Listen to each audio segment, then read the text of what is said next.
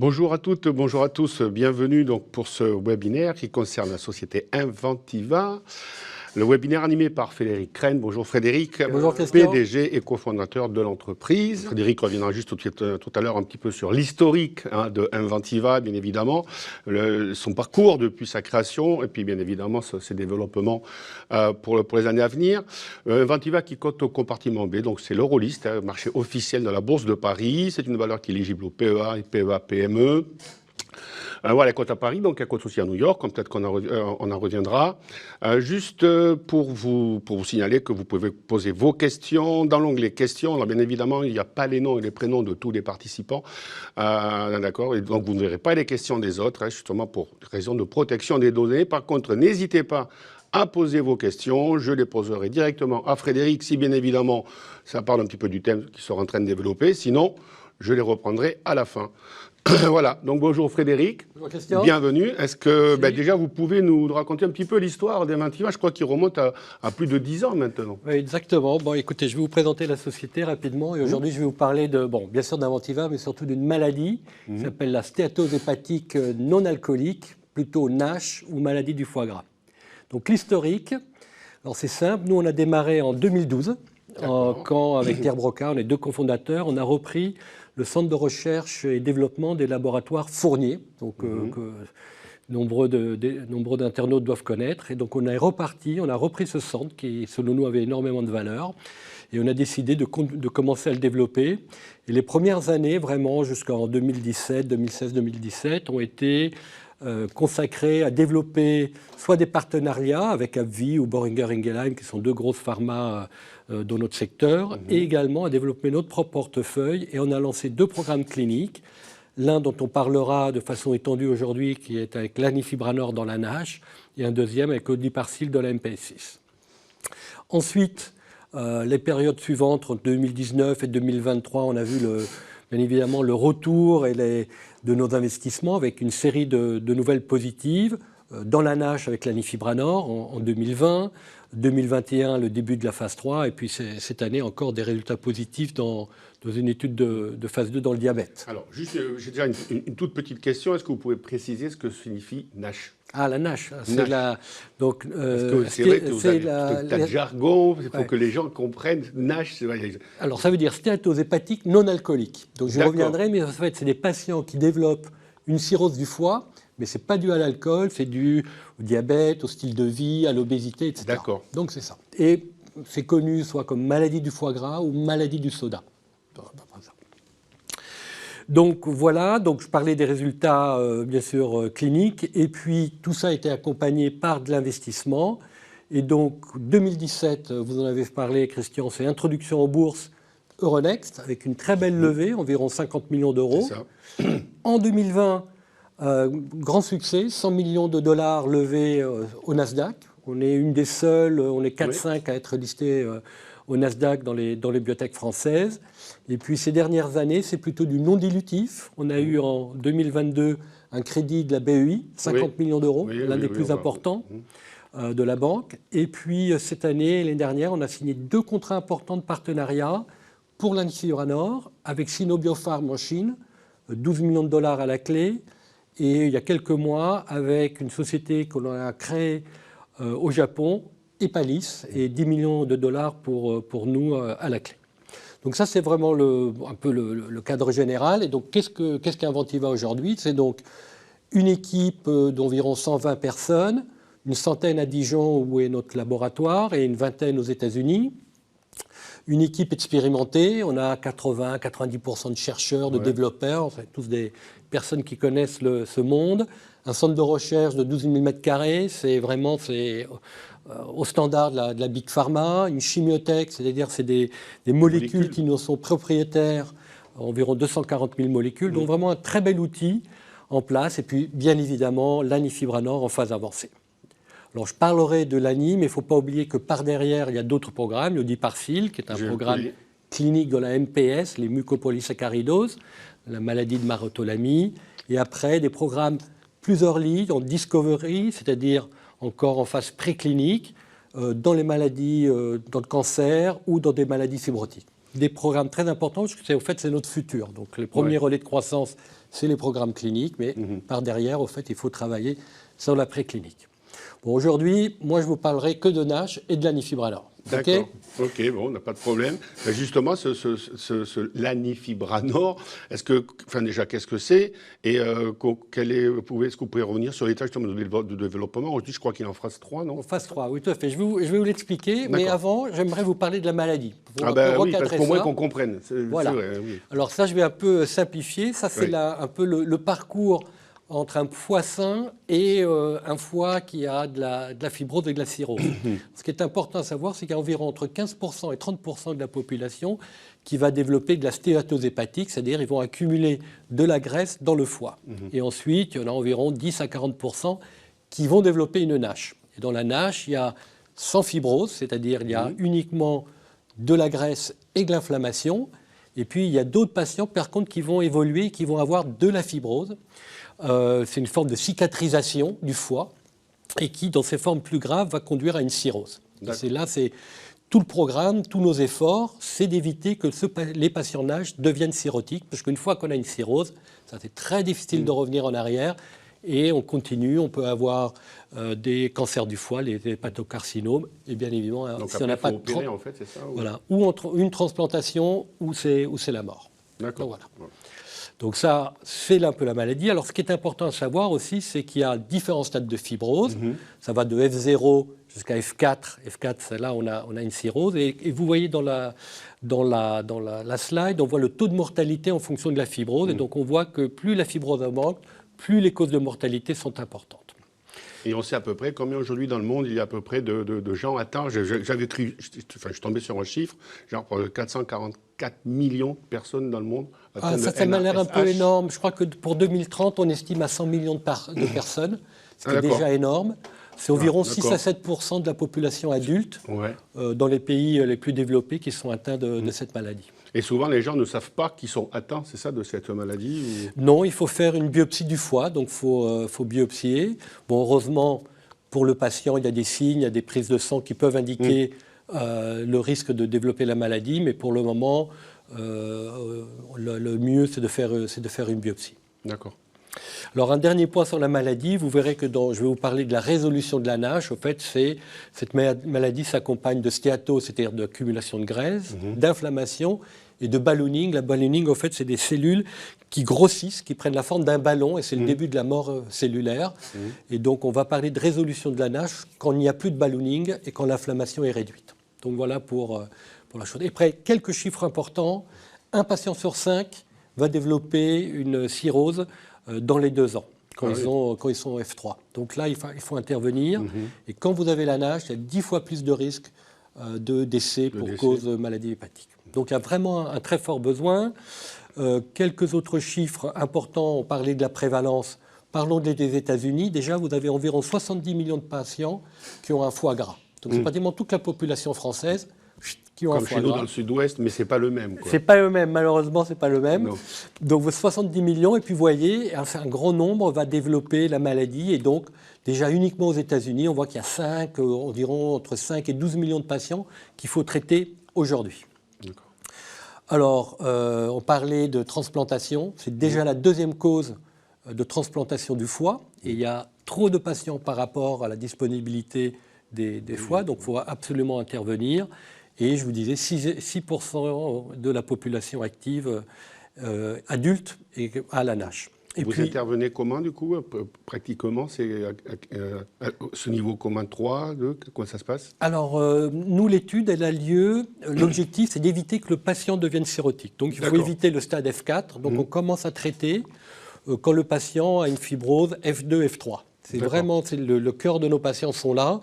Et l'objectif, c'est de stopper, voire de régresser. Ça, c'est vraiment... Et ça se passe par transfusion Non. C'est une molécule, je vais y revenir, c'est une molécule orale. Un comprimé par jour. D'accord. Oui, tout verra. Bon, alors je vous ai parlé du marché. Ça, c'est assez intéressant. C'est un grand marché, donc tout le monde, beaucoup de programmes. Il ne faut pas aller dans le détail, mais plus on va dans le centre de cette slide, plus on va dans les produits les plus avancés. Et pour les auditeurs qui ont une bonne vue, vous verrez que le lanifibranor, il est en plein au milieu. On fait vraiment la course en tête dans la recherche pour développer une thérapie contre la NASH. C'est encore expliqué ici. Vous voyez qu'il y a énormément de programmes en phase 1, phase 2, les phases précoces. Mais pour passer à la phase 3, qui est la dernière étude avant la mise sur le marché, il n'y a que 7 candidats médicaments, en fait 6 en réalité, parce qu'il y a un produit qui s'est arrêté, et dont Inventiva. Donc vraiment, la biotech française fait partie vraiment du peloton de tête dans la recherche mondiale. Mais vous n'avez pas un genre de concurrents, d'autres entreprises, notamment en Europe, qui font un peu la même chose, en Allemagne, ou en Italie. Regardez déjà la Big Pharma qui s'y intéresse. Vous voyez, il y a Gilead, Novo, Lilly, Astra, des grands noms qui sont intéressés par ce domaine, plus d'autres, vous l'avez sur cette slide. Mais dans les programmes les plus avancés, probablement lanifibranor, si tout se passe bien, on sera le 2e ou le 3e sur le marché.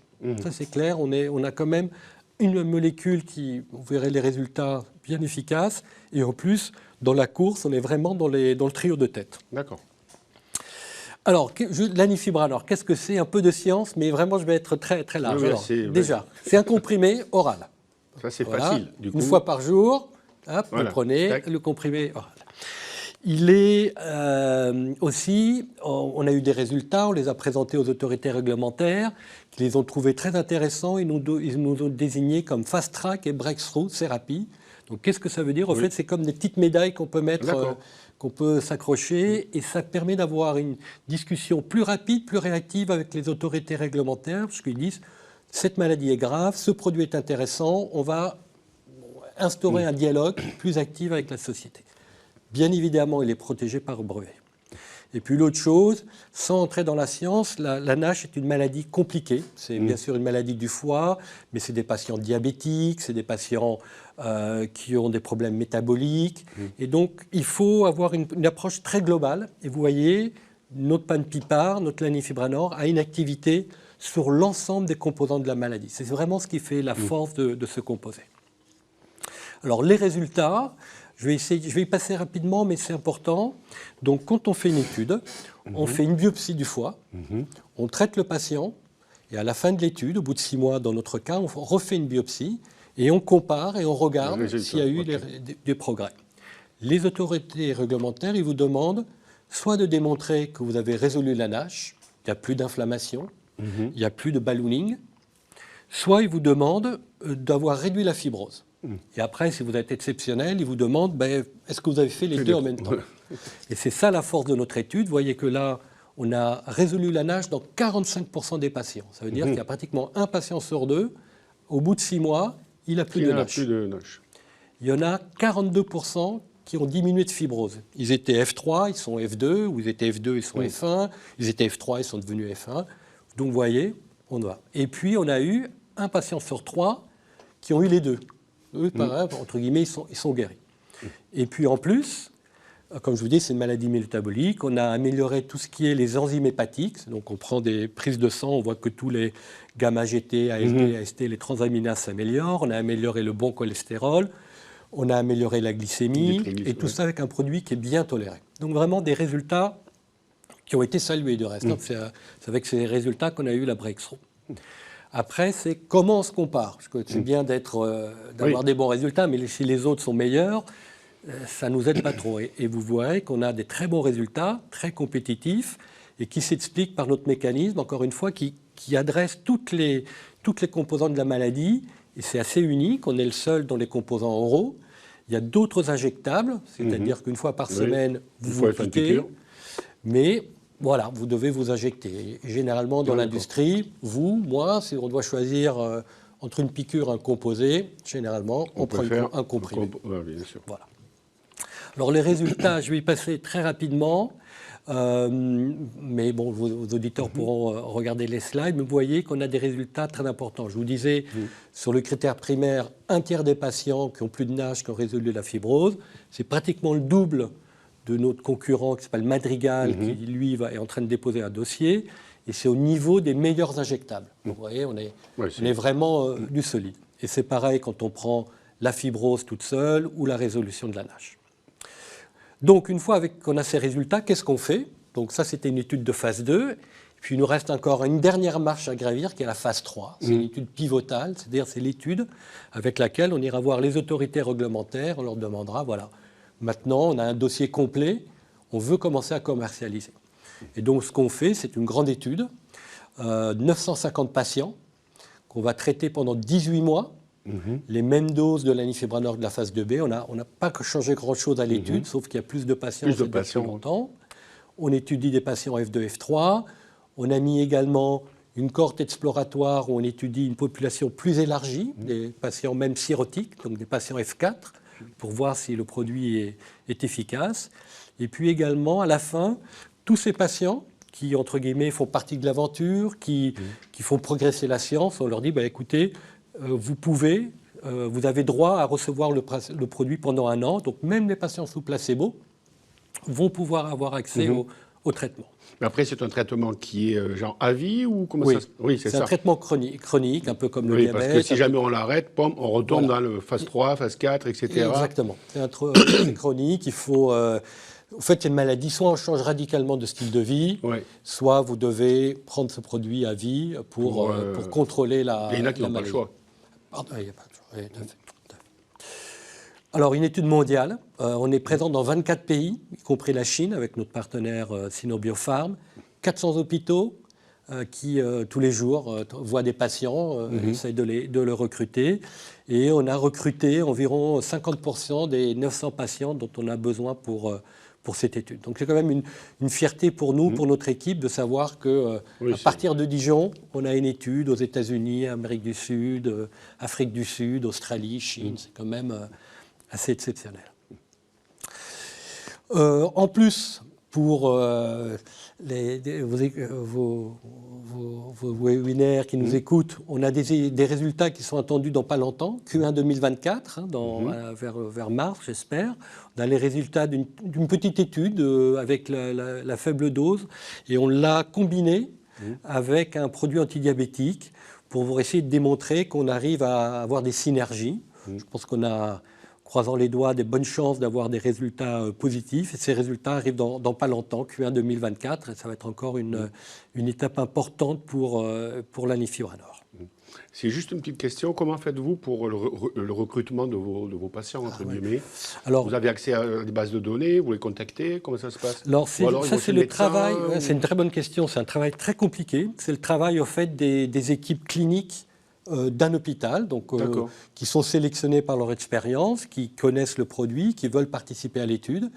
Et puis quand ils voient des patients qui ont un profil qui correspond à notre étude, ils leur parlent de l'étude, ils leur disent actuellement, vous savez, il n'y a pas de traitement, vous avez la maladie, mais il n'y a pas de traitement. Soit vous continuez comme ça, soit vous rentrez dans l'étude. Là, on leur fait une biopsie, on leur fait des tests cliniques. Signe un protocole, quoi. Signe un protocole, ce qu'on appelle un consent form. Donc on les informe sur l'étude, les risques, ce qui se passe, combien de temps, la durée, etc., le nombre de visites. Et puis ils rentrent dans l'étude pendant une période donc, de 18 mois. 18 mois. Exactement. Est-ce qu'il y en a qui arrivent à sortir en 20 ou pas, ou faut bien, non, et c'est au contraire, il faut vraiment arriver jusqu'à la fin du traitement. Très important. On déteste, nous, les personnes qui, au bout d'une période, arrêtent, parce que même si le produit répond bien chez ces patients... Il peut avoir récidive au bout d'un moment Il peut avoir récidive, mais surtout, on doit les considérer comme non-répondeurs. Donc, c'est pas bon pour les résultats finaux. Donc, non, pour ça que la sélection du patient, avoir des patients motivés, qui comprennent, qui s'engagent, ils s'engagent avec nous pendant 18 mois, est très important. Et sans indiscrétion, vous travaillez avec quel style d'hôpitaux ou de cliniques en France C'est les grands centres gastro, hépato français, mais au niveau mondial, encore une fois, avec tous les grands centres, ils sont appliqués. C'est 400 hôpitaux au niveau mondial. Donc c'est très, très, très, très grand. Mais bon, les résultats de phase de beurre étaient très bons, donc on a plutôt... Des bonnes réponses de la part plutôt des gens qui veulent participer. Donc ça, c'est bien. Bon, tout ça se fait avec de l'argent, beaucoup d'argent, malheureusement. Donc on va parler un peu finance. Donc on l'a dit, on est sur Euronext, on est au Nasdaq. On a une market cap autour de 200 millions d'euros. On a 50 millions d'euros, 48,8 millions à fin septembre, avec une trésorerie qui couvre nos besoins jusqu'au début du Q3 2024. Et vous le voyez là, bon, on a un chiffre d'affaires qui est en forte augmentation, mais c'est un milestone qu'on a reçu de la Chine. Mais ce qui est important, c'est les dépenses opérationnelles. Donc l'étude de phase 3 est en train de se déployer. Et donc on voit une augmentation très importante parce que l'étude, au fait, se déploie et on commence à recruter des patients. Et donc on dépense beaucoup, mais entre guillemets, c'est un bon signe. Ça veut dire qu'on avance dans nos programmes. Vous avez l'actionnariat, donc les deux fondateurs, on a encore environ 18%, donc on est motivé au succès de la société et on a plus de 50% dans la main de fonds institutionnels long terme, essentiellement américains, type BVF, NEA. Mais je crois d'ailleurs qu'au Nasdaq, ils sont obligés d'être professionnels, il me semble, pour les CZDS. Oui, mais après, cette particularité, ils font que de la biotech. Donc c'est vraiment des fonds spécialisés. Ils ont fait une due diligence, je sais pas moi, plus d'1 an, à nous regarder, à nous étudier par devant, par derrière, par le haut, par le bas, c'est partout. Et puis ils ont fait l'investissement et l'avantage c'est qu'ils sont là avec nous sur le long terme. Donc BVF, il est rentré quand on a fait le listing à Euronext et depuis ils sont toujours présents, ils nous accompagnent tout le temps. Pareil pour NEA. Sofinnova, bon, c'est des Français, un très très bon fonds, leader en France dans le domaine de la biotech. Donc, voilà. Et récemment, on a eu l'investissement de la part du Fonds souverain du Qatar. Ils ont investi 20 millions d'euros. Donc c'est pour nous un très bon signe, puisque c'est un nouvel investisseur avec, comme vous pouvez l'imaginer, des bonnes ressources et encore une fois une philosophie à long terme. Dans le développement clinique, dans notre métier, c'est du long terme. Donc il faut prendre son mal en patience. Il y a des hauts et des bas. Mais nous, on sait qu'on n'a pas parlé on va en parler, mais de timing. On aura nos résultats vers deuxième semestre 2025. C'est là où tous nos investissements vont être, j'espère, repayés. D'accord. Vous avez fait une augmentation de capital il n'y a pas si longtemps, il me semble, de réserver ça de 35 millions d'euros à peu près. Exactement, avec justement pour permettre au Fonds souverain du Qatar de venir, donc, qui ont investi 20 millions sur les 35. Les autres, il y avait un nouvel investisseur et les autres, c'était nos institutionnels qui ont continué à nous accompagner. D'accord. Sur cette slide, vous avez les analystes qui nous suivent, donc une dizaine, 5 aux États-Unis, 5 en Europe, tous avec des avis positifs. Et vous voyez que celui qui est le moins, je dirais, optimiste, qui est Jefferies, a un prix cible de 7,50 €, c'est environ le double de notre cours actuel. Le plus optimiste est H.C. Wainwright avec une cible de 35 $, c'est environ x10. Donc j'espère que Ancela a raison. Mais dans ces cas-là, il faut prendre la médiane. Voilà, très bien, je suis très content. Si on prend la médiane, d'accord, parce qu'il faut toujours éliminer les extrêmes, comme on dit. Exactement. Voilà, les pessimistes et les trop optimistes, et hop, la médiane, c'est peut-être pas mal. Voilà, non, mais simplement pour dire, il y a des gens qui nous suivent, qui ont regardé le produit et qui pensent qu'on a un bel avenir devant nous. La BEI, très important. Oui, donc, c'est ça, vous avez contracté ça. Il y a un prêt de la Banque européenne d'investissement, 50 millions d'euros, je crois. Exact, oui. C'est deux tranches de 25 2 tranches de 25, on en a tiré une, il y a une deuxième à tirer. Un des plus gros dans le monde de la biotech. Et là encore, ça fait partie d'une stratégie aussi de faire du non-dilutif. Donc essayer, bien sûr, on a besoin de l'argent, parce qu'une étude de phase 3, ça coûte 200, 300 millions, donc il faut la financer. On le fait en ayant recours au marché, mais aussi en explorant le non-dilutif. Une étape avec la BEI, et l'autre étape, c'est les accords de partenariat. Avec premièrement en Chine et ensuite Japon et Corée du Nord. Avec Sino-Biopharm, c'est ça? Sino-Biopharm. Alors pourquoi déjà ces pays? C'est des pays importants d'un point de vue pharmaceutique, des marchés. En Chine, ils ne sont pas très. Aux États-Unis, oui, mais en Chine. Non, mais au fait, après, ils sont nombreux. Ils sont nombreux. Il y a une prévalence très forte de la nage, parce que ils commencent à prendre un style de vie plus occidental, et ils commencent. Ça se voit pas, mais ils ont beaucoup de graisse au niveau abdominal, et donc ils développent de la nage. Et en Corée aussi, j'ai cru voir. Corée, exactement. Donc c'est des marchés très prometteurs pour nous, et c'est des marchés où il faut un développement local. Vous ne pouvez pas être approuvé en Chine sans avoir étudié votre produit chez des patients chinois. Mais ça se passe par joint venture là-bas Et donc, oui, on a fait des partenariats de licence. Donc, on a cédé nos droits de licence à Sinobiofarm. On a reçu 12 millions de dollars d'upfront, plus 2 lors d'un passage d'une étude clinique. On en attend encore 3 à court terme. Et au total, ils vont nous payer, si tout se passe bien, 290 millions de dollars, plus un pourcentage des ventes. Alors, moi j'ai une question. Quand bon. À peu près. Hein, alors, les 3 millions, c'est à chaque développement. Comment ça se passe Oui, alors les 3 millions, c'est dans pas longtemps quand le premier patient sera randomisé. Les autres, c'est au fur et à mesure d'étapes réglementaires, quand le produit est soumis quand on fait une demande de mise sur le marché, quand, par exemple, on sera approuvé, en fonction du niveau de vente. Donc, il y a le contrat à différents cliquets. Et puis, ce qui est important aussi, c'est un pourcentage sur les ventes. C'est-à-dire, si eux vendent $1 de produit, il y a un certain pourcentage de ce $1 qui nous est reversé. Et Epalis au Japon, c'est le même système, avec la différence, c'est qu'on a là vraiment créé une joint venture. Donc, on détenait 30% de la société au moment de la création. Et vous n'avez pas peur qu'ils vous prennent les... Pardon ? Vous n'avez pas peur qu'ils vous prennent l'idée ou je sais pas Ah non, parce qu'au fait, c'est des produits qui sont brevetés. Donc la structure chimique est brevetée. Vous ne pouvez pas la copier, vous ne pouvez rien faire. Et donc, ils vont développer, c'est-à-dire ils vont payer les études cliniques, ils vont la commercialiser. Et pareil, on reçoit un retour là-dessus. Parce que c'est pareil, pour commercialiser après, donc j'espère, à terme, l'anifibranor, il faudra bien sûr des usines. Oui. Elles seront là-bas, elles seront en France, elles seront aux États-Unis. Alors les usines, on s'y prépare parce que c'est demain. Donc nous, on vise sur une mise sur le marché en 2026. Donc la production pour le moment est envisagée en Europe, avec ce qu'on appelle nous des backups, c'est-à-dire des deuxièmes sites de secours qui seront aux États-Unis. D'accord. Et aussi sûrement en Chine À terme, on peut imaginer des usines en Chine, bien évidemment, mais au début, ça sera sourcé, ça sera livré par l'Europe. Par exemple, tous les lots cliniques actuellement qui sont utilisés dans les sites chinois sont produits, expédiés à partir de l'Europe. D'accord. Tout à fait. Vous avez déjà une idée, alors peut-être j'avance un peu trop, mais vous avez déjà une idée du prix que vous pourrez avoir on a fait des caché ou vous avez dû faire une étude de marché quand même en disant on a fait des études de marché par rapport aux concurrents qui justement font des injections ou non Oui, on sait. On a fait des études de marché, on voit un peu la sensibilité. Maintenant, il y a un produit qui est devant nous, qui est le produit de Madrigal. On attend sa commercialisation au deuxième semestre de l'année prochaine. Et en fonction du prix de Madrigal, on saura plus ou moins où va se situer le marché.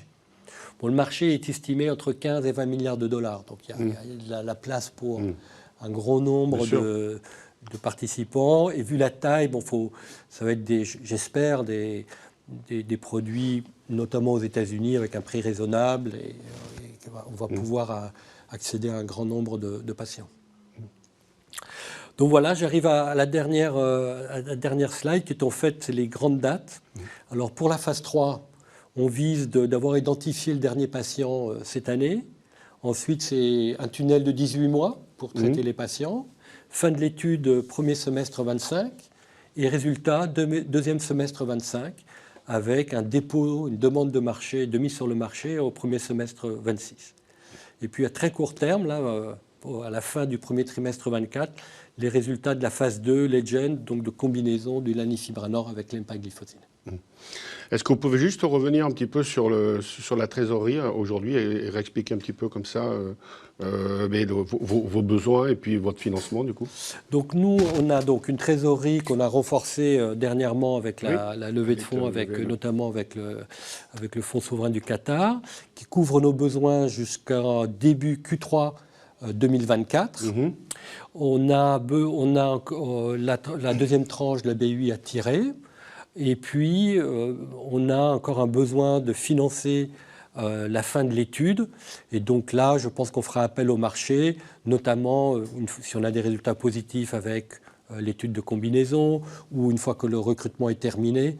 Donc voilà, il y a quand même des événements clés pour nous qui pourraient permettre de financer totalement l'étude de phase 3. D'accord.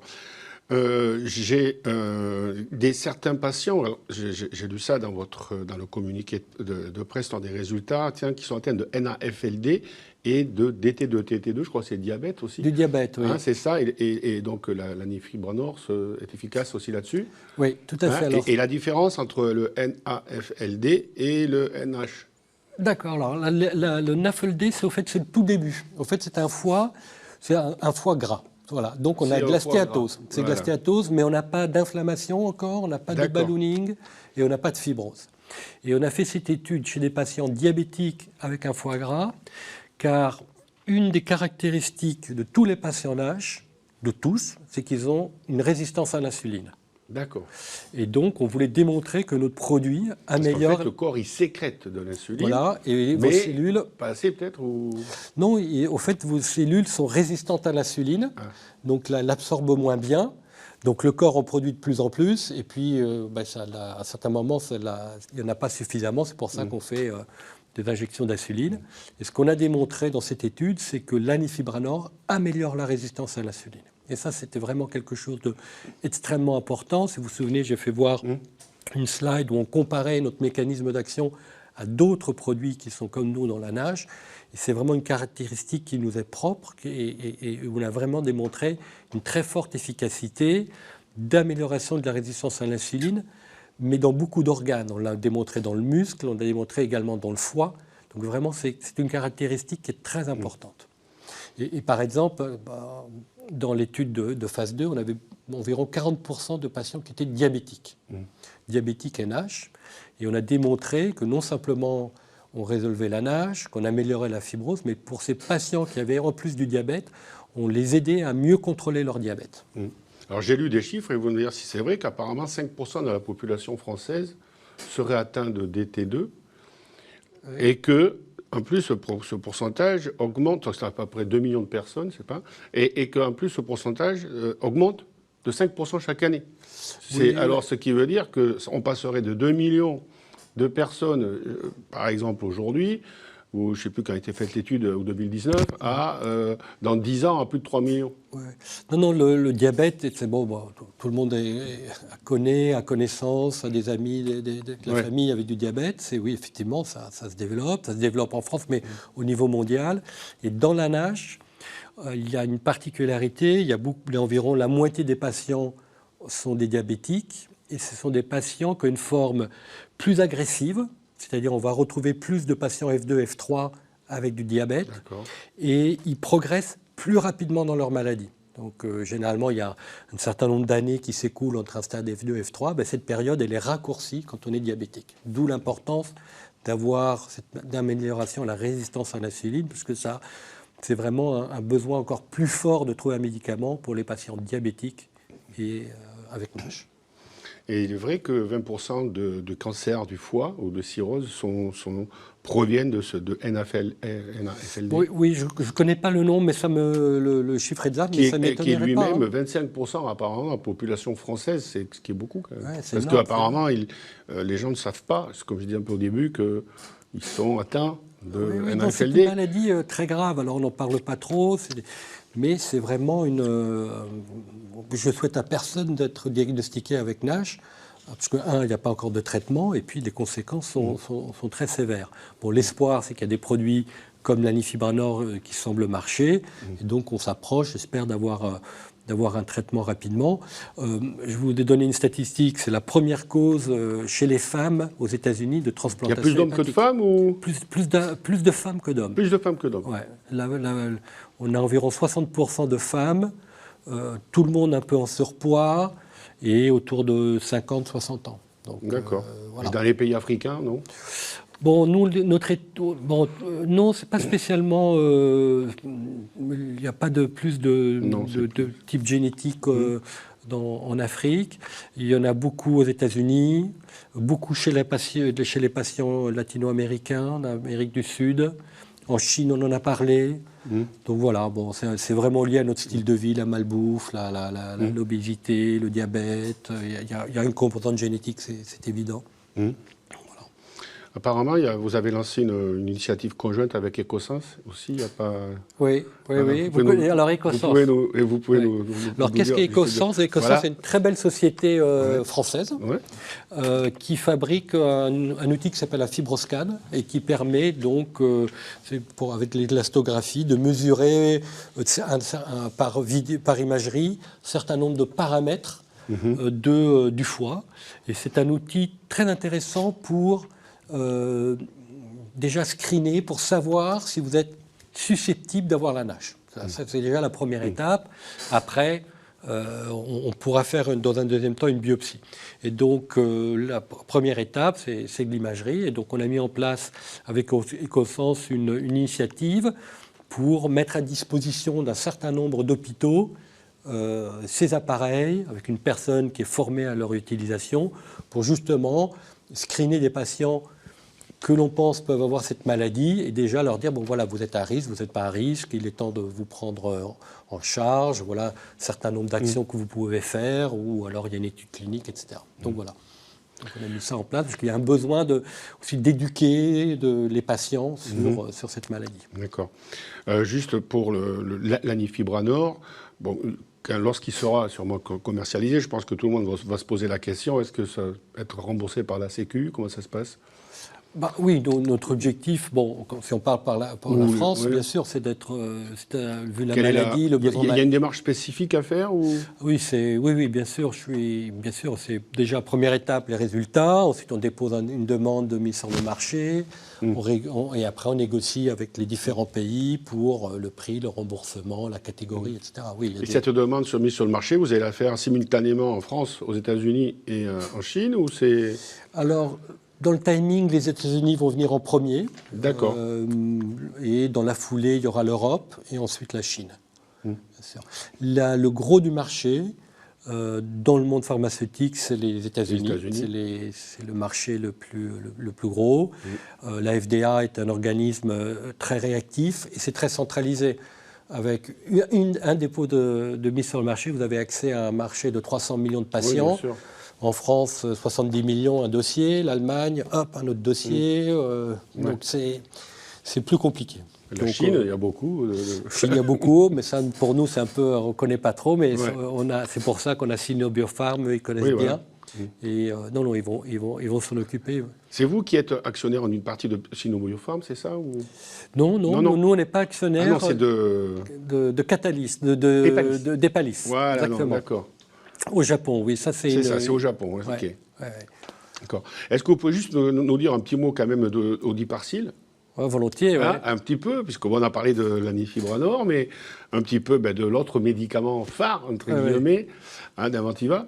Après, il y en a d'autres, j'ai lu, je n'ai pas toute la liste exhaustive. Mais... Oui, mais c'est le plus avancé, c'est bien. C'est un des plus avancés, Odiparcil. Alors, déjà, qu'est-ce que c'est Odiparcil? Toujours pareil, programme produit oral, on fait que de l'oral. Oui, vous faites que des cachets. Oui, on s'embête pas. Mainstream, hein.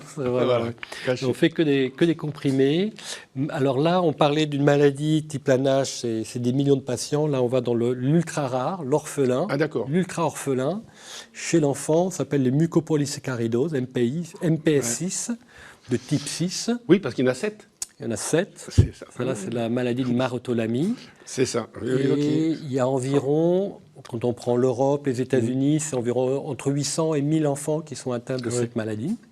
Extrêmement grave. C'est génétique. Génétique. Donc, c'est deux parents, deux porteurs sains qui ont une probabilité sur 4 d'avoir un enfant qui porte la maladie, qui est atteint de la maladie.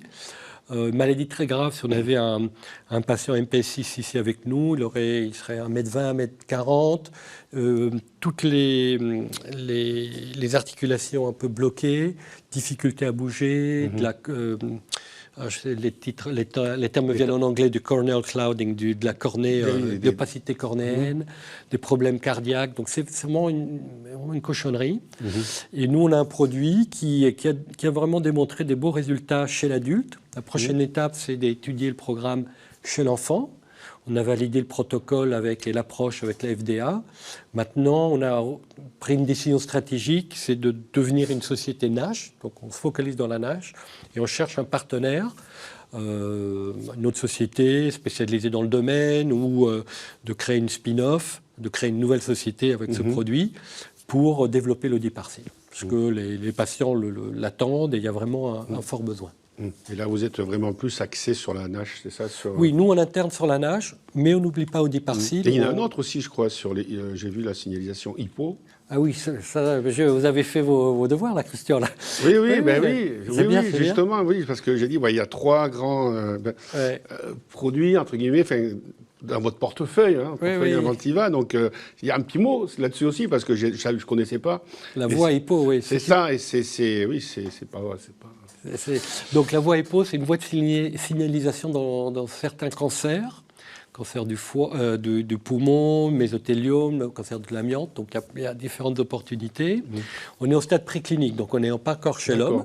Donc on est bien avancé en préclinique, mais on a encore besoin de trouver la bonne molécule, de démontrer des résultats encore plus solides chez l'animal. Et ensuite, on pourra aller dans l'étape suivante, qui est justement tester la molécule chez l'homme. Pour l'instant, c'est sur les animaux encore ou Exactement, pas ? Oui, exactement. Mais on a fait des beaux progrès. C'est une voie très innovante. On voit qu'il y a de la Big Pharma qui s'y intéresse. Et je pense qu'on a une approche qui a l'air assez prometteuse. Bon, c'est encore, entre guillemets, early. Les investisseurs ne regardent pas trop. Mais dès qu'on aura un candidat clinique, ça va... C'est ça, vous êtes en train de chercher un candidat, c'est ça ? Exactement. C'est en oncologie. En oncologie. Donc là, je vous disais, Inventiva, c'est 120 personnes et il y en a environ une cinquantaine. Ce sont des personnes à la paillasse, c'est-à-dire avec des blouses, en chimie, biologie. Et ils travaillent vraiment avec notre chimiothèque, je vous parlais d'environ 300 000 molécules, à identifier des futurs, j'espère des futurs lanifibranor, mais des futurs produits. Est-ce que toutes les molécules vous appartiennent oui, tout à fait, oui. Ouais. Oui, tout nous appartient. Bon, bien évidemment, lanifibranor, maintenant, on a cédé des droits régionaux, mais tout le reste nous appartient, bien sûr. D'accord. Bien sûr, bien sûr. D'accord. Et vous avez combien de laboratoires entre... On a 12 000 mètres carrés de labo, donc c'est un bel outil. On fait vraiment beaucoup de choses en interne, mais également en externe. Mais il y a un savoir-faire qu'on n'a pas, donc on a des partenariats en fonction du programme, en fonction de l'état d'avancement avec des universités en France, aux États-Unis, un peu partout en Europe. Il y en a aussi avec une entreprise allemande, non, je crois. Probablement, oui. On en a.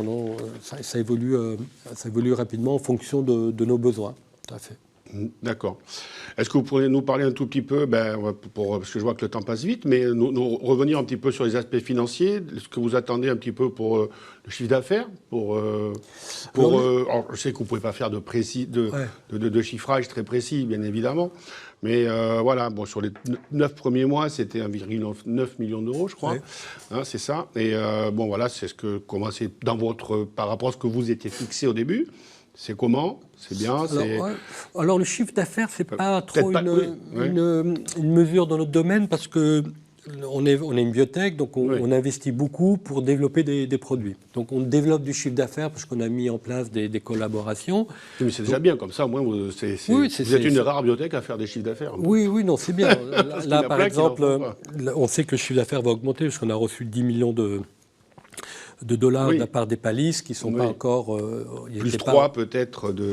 Voilà, exactement. Donc ce qui est important pour nous, c'est l'avancement dans la phase 3. Ça, c'est vraiment ce qui est important. Donc on voit qu'on dépense beaucoup d'argent pour la financer. Et ça veut dire qu'au fait, la machine est lancée. On a eu... Il faut imaginer, pour mettre cette étude en place dans 24 pays, c'est un travail énorme.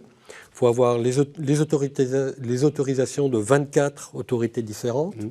Il faut ensuite mettre en place 400 contrats avec 400 hôpitaux différents. Chacun peut avoir son comité d'éthique, c'est-à-dire un groupe indépendant qui regarde votre dossier, qui dit oui, effectivement, on peut traiter des patients, c'est éthique, etc. Donc c'est un travail, mais c'est énorme. Mais vous n'avez pas peur aux États-Unis quand même un peu, parce que tout ce qu'on voit à la télé, dès que ça se passe mal, non, je sais pas.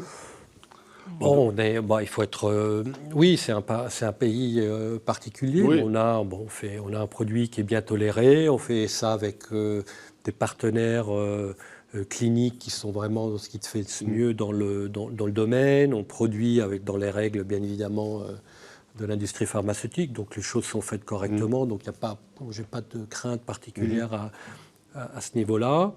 Donc voilà, je disais, ce qui est important, c'est l'avancement de cette phase 3, d'avoir mis en place tous les contrats. Je vous ai dit qu'on a recruté environ la moitié des patients, ça c'était au mois de juin, donc on voit que maintenant le moteur tourne. Il y en a combien à recruter? 950. 950, donc on en avait environ 500 là au mois de juin, donc bien évidemment ce chiffre a augmenté depuis, et il continue à augmenter tous les jours. Donc on voit qu'on arrive à la fin de la mise en place, et puis après il faut attendre les résultats. Mais les résultats de phase 2B, j'espère que je vous l'ai démontré, ils étaient vraiment très solides. C'est-à-dire c'est un produit qui, l'étude, je me souviens quand on a eu les résultats, je parlais avec un de nos statisticiens, qui est quelqu'un qui a passé des années dans des grands laboratoires. Il m'a dit, Frédéric, tu sais, dans la vie, moi j'ai vu une ou deux études comme celle-là, c'est-à-dire des résultats positifs sur l'ensemble des critères, très cohérentes, c'est-à-dire tout s'explique, tout va dans le bon sens. Donc, bon, on n'est jamais à l'abri d'une mauvaise nouvelle, hein, faut pas croire, mais bon, on a quand même eu des résultats très positifs. Donc si on fait les choses correctement, pas à pas, on devrait... donc si on peut refaire un tout petit peu le calendrier, donc en 2024, 2025, alors, oui, 2026, mise sur le marché. Voilà, c'est ça. Au fait, les résultats, c'est au deuxième semestre 25.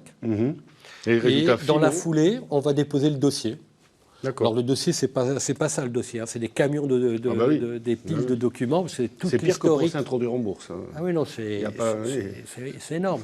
Et pour vous dire, on commence déjà à y travailler maintenant. Hein. On commence déjà à préparer les dossiers, à sélectionner les gens qui vont nous aider. On est en train de sélectionner le nom de marque de commercialisation du produit. On a parlé de la production, on est en train de sélectionner qui va produire le produit. Donc tout ça est en marche. J'espère que ça va être soutenu par des résultats aussi bons que ceux de la phase 2B. Ouais. Bah écoutez, on verra, j'espère pour vous.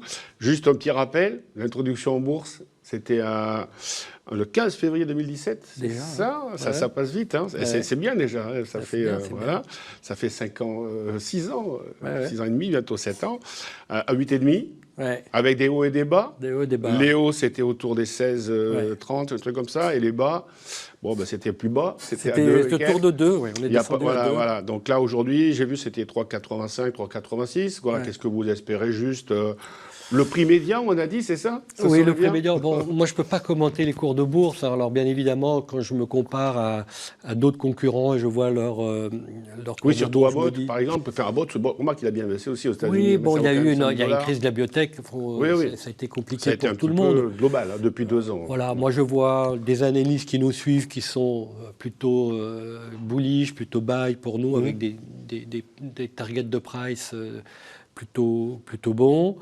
Un produit qui est bien avancé, l'audit partiel, un pipe, des équipes qui... Bon, je pense vraiment qu'on a une bonne équipe. Bon, il faut faire le dos rond. Le parcours, il a des hauts et des bas, mais il faut qu'on aille je pense qu'on est dans la bonne direction pour remonter la pente. Hein. Il faut rembourser aussi ce fameux... prêt aussi à la... Oui, bien sûr, il faut rembourser, ça c'est clair. Voilà, il faut rembourser. Mais si la BEI nous fait confiance, c'est qu'ils pensent aussi qu'ils vont être remboursés et qu'ils vont pouvoir faire un retour. Et ça, c'est prévu pour quand, à peu près? Alors, c'est l'avantage de travailler avec la BEI, c'est un remboursement en intérêt et en capital après les résultats de l'étude. D'accord, ok. Bon, comme ça, donc, déjà... après les résultats, si les résultats sont bons, on aura, j'espère, plusieurs options pour ce produit. Ça sera, voilà. Et puis, bon, on n'en a pas parlé aussi, mais il y a certains certificats, c'est ça, qui sont aussi un peu adossés un petit peu aux résultats de l'entreprise, mais aussi une fois que ce sera... Que le produit sera commercialisé, voilà, tout à fait. On doit rembourser une partie du chiffre d'affaires, mais ça reste minime. C'est 90 millions sur un produit. Bon, quand on regarde les prévisions de vente du produit par les analystes qui nous couvrent, ils sont tous autour du milliard. Hein, donc, c'est vraiment, si le produit est approuvé, il y a un beau futur pour nous. Bon, ben je vois qu'il n'y a pas d'autres questions. Est-ce que vous avez des questions? N'hésitez pas à me poser d'autres questions via l'onglet questions. Il reste encore un tout petit peu de temps si vous avez envie. Voilà, donc je vous rappelle qu'Inventiva donc, cote sur l'Eurolist, hein, c'est le marché officiel réglementé par l'AMF, hein, la Bourse de Paris. Le mnémonique IVA, c'est ça? Bien, hein, IVA, voilà, aux États-Unis également elle cote, via des ADS. Une valeur qui est éligible au PEA et PEA-PME. Hein. Compartiment B, il me semble, à vérifier, mais je pense que c'est le compartiment B, voilà. Même SRD. On peut même l'acheter à crédit. Alors, si vous voulez savoir ce que c'est le SRD, ben, n'hésitez pas à venir la semaine prochaine aux formations gratuites. Voilà, donc service à règlement différé à l'achat uniquement. Donc voilà, est-ce que vous avez... je vois qu'il y a... Ah, pouvez-vous préciser pour Vincent la date de la fin du recrutement de phase 3 ? Alors nous, on vise d'avoir identifié le dernier patient pour la fin de l'année. C'est ça. Donc ça, il va vraiment plus longtemps, Vincent. Plus longtemps, ça c'est l'objectif. J'espère qu'on va l'atteindre. Et ensuite, c'est à partir de là qu'on sait quand on aura les résultats. On sait que le dernier patient devrait être traité pendant 18 mois. Ouais, c'est ça. Donc vous aurez vraiment la deadline à ce moment-là. Exactement. On a 18 mois. On arrive à la dernière visite du dernier patient. Et à partir de là, on sait que dans les 4-6 mois qui suivent, on aura les résultats. C'est comme ça qu'on arrive, fin de l'année, dernier patient identifié, 18 mois, premier semestre 25, la fin de l'étude, deuxième semestre 25, les résultats. Et peut-être commercialisation juste derrière, remboursé par la Sécu, il n'y a aucun problème. Ah bah oui, bien sûr. Non, mais vu le besoin, on sourit, mais c'est une maladie qui est vraiment très grave. Bien sûr. Mais en fait, juste pour revenir au niveau pratique, en fait, imaginons que tout se passe bien, vous commercialisez le produit. C'est qui va... Ça, c'est une très bonne question. C'est qui va... Il faut aller chez son médecin ou il faut aller faire... Comment ça se passe? Alors déjà, quand on dit qui commercialise, nous, on a été clair là-dessus. Donc la nage, c'est un marché très large, très grand. Mais nous, on a des capacités de recherche, de développement. On n'a pas démontré un savoir-faire commercial. Et dans un tel marché, donc on va essayer, hein, j'espère qu'on y arrivera, comme on a fait en Chine, de s'adosser à un grand. Donc on va aller voir, on se connaît, on a des discussions avec les grands de la pharma pour commercialiser ensemble le produit, avec le même fonctionnement, c'est-à-dire... On reçoit des paiements, on reçoit un pourcentage de vente. Donc ça sera un grand de la pharma qui, j'espère, commercialisera le lanifibranor. Et pour le patient, il ira chez son médecin, il ira chez son gastro, chez son hépatologue. Il sera diagnostiqué avec la nage. Et puis le médecin va lui prescrire une ordonnance. Vous allez avec votre carte vitale en pharmacie. Et puis vous prenez votre comprimé. Aussi simple que ça, en fait. Hein? Ce sera aussi simple que ça. On espère. Maintenant, c'est vrai qu'il faudra trouver l'usine, entre guillemets, qui produit. Donc oui, mais ça c'est déjà bien avancé. Oui, d'accord. Vous avez déjà quelques idées derrière la tête. Oui, bien sûr. Ça, c'est... Il y a plusieurs options, bien sûr. Très bien. Est-ce que vous avez d'autres questions? N'hésitez pas. Non. Écoutez, je vois qu'il n'y a plus trop d'autres questions. Frédéric, un petit mot de la fin, je crois qu'on a fait un beau tour. J'espère que là, on connaît bien d'Inventiva, là, à quasiment je pense que on fait partie d'un petit groupe de biotech françaises bien avancées. On a un produit en phase 3. Phase 3, c'est-à-dire c'est l'étape ultime. Ultime, voilà. C'est un long parcours, hein, je veux dire, c'est plus de 10 ans de travail. C'est 10 ans de recherche souvent. C'est long, c'est difficile, il y a des hauts, il y a des bas. On a un produit qui a démontré une efficacité vraiment très très bonne en phase 2B, une bonne tolérance. Donc j'espère qu'on tient le bon bout avec ce produit. Et puis par derrière, on a Odiparcil et on a d'autres programmes, j'espère, qui vont continuer à avancer. Voilà. Bon. Et une bonne équipe. Et une très bonne équipe. Voilà, c'est le principal pour avancer. Okay. Écoutez, merci beaucoup à toutes et à tous d'avoir participé à ce webinaire. Merci Frédéric. Merci Christian. De toute façon, vous retrouverez l'enregistrement sur notre chaîne YouTube. Il n'y a pas de souci, il y aura sûrement les slides aussi. Voilà, merci encore. Je vous souhaite à tous et à toutes une excellente après-midi. Merci d'avoir pris du temps pour écouter le webinaire. Au revoir.